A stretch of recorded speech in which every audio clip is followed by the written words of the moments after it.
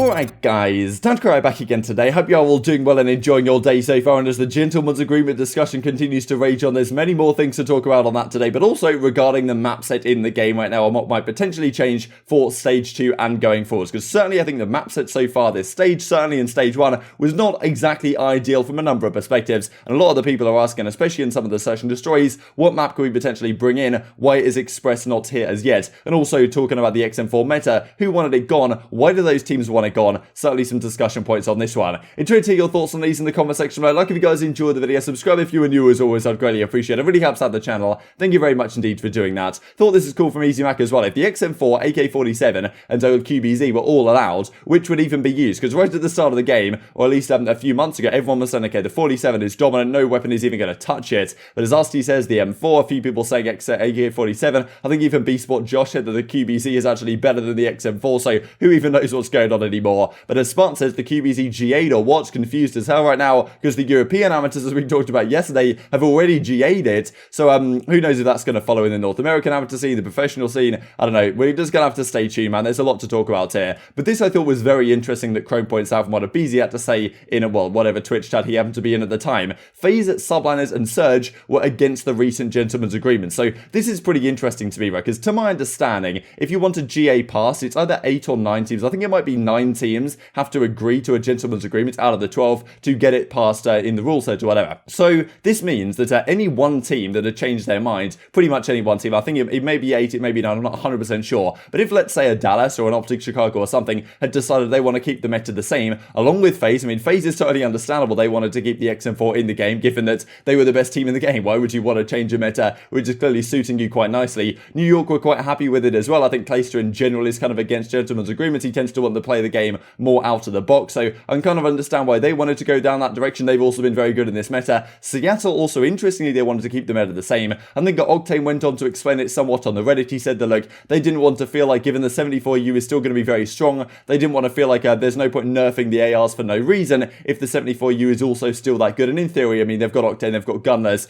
Yeah, they should be relatively good in that kind of assault rifle meta, even though they haven't necessarily shown it so far. So these 3 teams wanted to keep the XM4 in the game. That totally makes sense. Let's look at it from a big team perspective, though. So let's look at the Dallas Empire, for example. It makes sense that they would want it gone, to be honest. I mean, Crimsix has been using it to relatively decent effect. But you've got Huke, you've got ILLey, you've got Shotzzy. I mean, Huke and Shotzzy, it makes sense for them to be on the 74 use pretty much all the time. And then ILLey, I mean, you could argue that maybe he's even better with the Krig, let's say, than he is with the XM4. So from Dallas's perspective, I can understand it.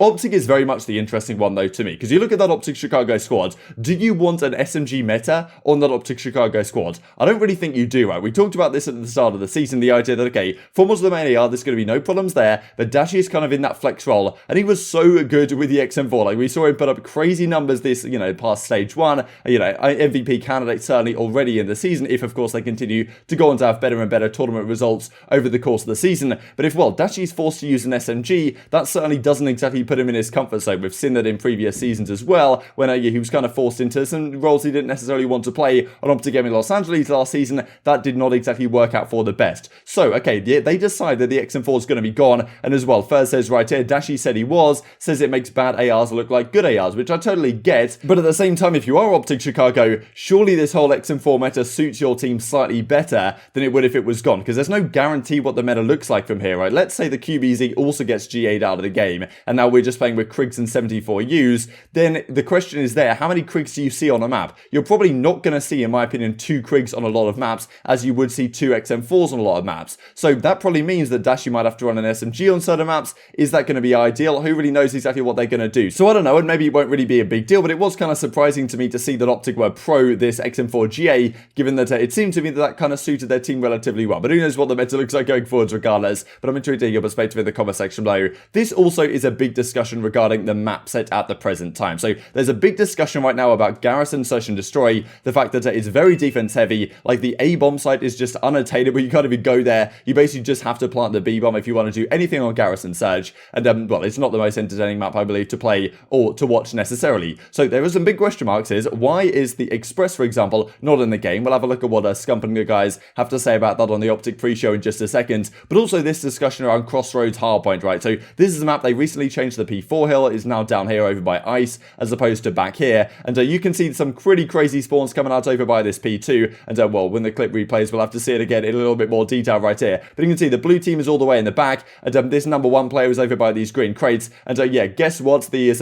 red players spawn right here between the 2 players. 2 of them spawn literally sandwiched in between the 2. And then 7 spawns right behind this guy while he's still alive. Then player 8 spawns up here and gets to shoot these 2 guys in the side right off spawn. I mean, yeah, honestly, kind of chaos. And as Brian Saint saying, the coach of the Minnesota Rokkr, bring in Apocalypse immediately. If you guys have played pubs lately, you may have played on this Apocalypse map, which honestly I kind of like, right? It kind of has a Black Ops 1-esque vibe to me, the way the buildings are laid out. And it might not be the best map ever for competitive, but in theory, I don't think it plays terribly, some of the way the lanes work. I mean, it seems like a relatively traditional Call of Duty map. Maybe even Hardpoint on that map could work. And as well, Saint says right here, bring in Apocalypse immediately into the game. And TJHaLy agrees with him as well. Apocalypse should be in. And there's also some questions from the OpTic guys right here. I'll play the clip where Scump, I believe, is talking about Express. The fact that, well, why is it not in the game right now? We got to get Express in ASAP in terms of search and destroy to make sure that, well, this game actually improves dramatically. And with only a few days left to stage 2, are we actually going to see any map set changes? Because I think a lot of people would say, we look at checkmate control, do we need another control map potentially? We look at garrison search and destroy, do we want another search and destroy map? Surely Express is the perfect candidate. And even in some of the respawns, you know, is Apocalypse an option? Are the pros testing it? We have, well, 8 days time, I suppose, till stage 2 begins. I'm not sure any significant changes are going to be made in that time.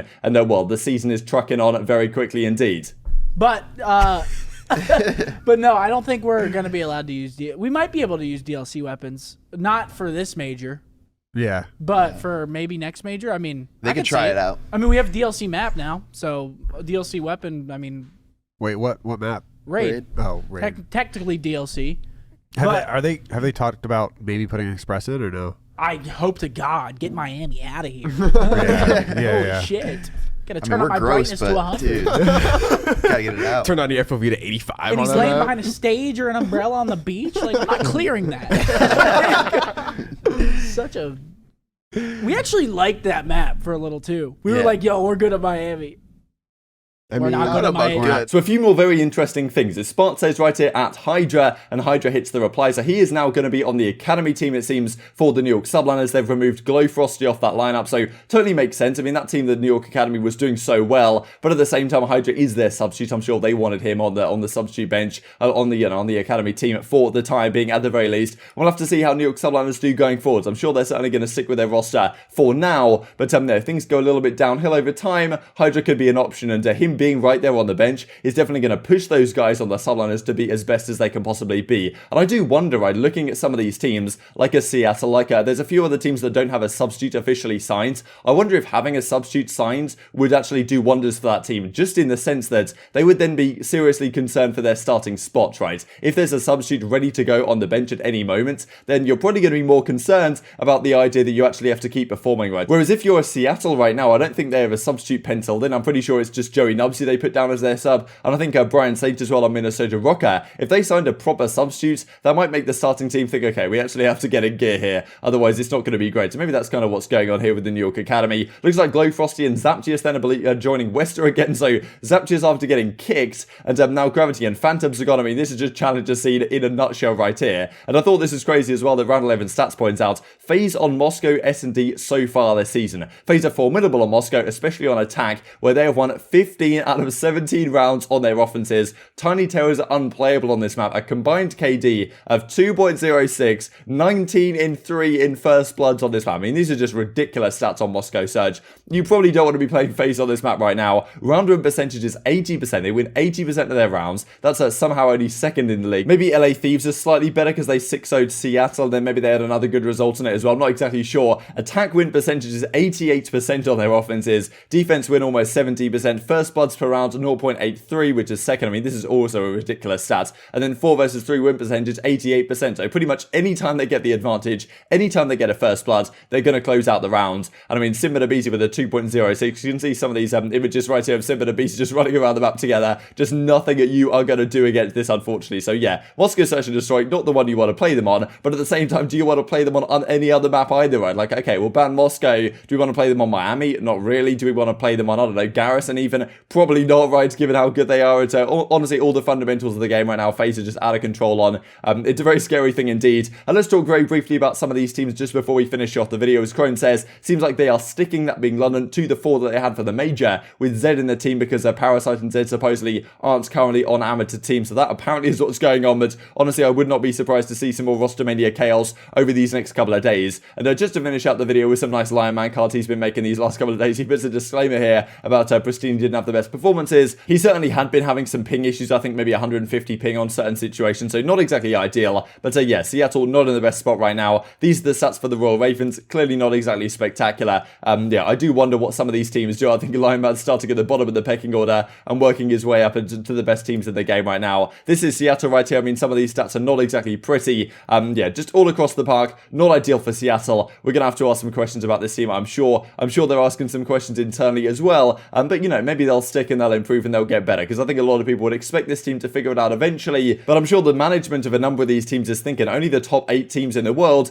get to go to champs. We just have to be there pretty much if we want to make any success, to be honest, with this team this season. And this from the Paris Legion as well, all things considered, pretty respectable performance from these guys. Definitely a lot better, I think, than their placing looks right now. But intrigued to hear your thoughts on all this stuff in the comment section below. I hope you guys enjoyed the video. If you did enjoy it, I'd greatly appreciate a like on the video. It really helps out the YouTube algorithm. I know you enjoyed this content. Other people like you may enjoy this content as well, and upgrade the competitive Call of Duty community. Thank you for watching as always, take care, and I will see you next time.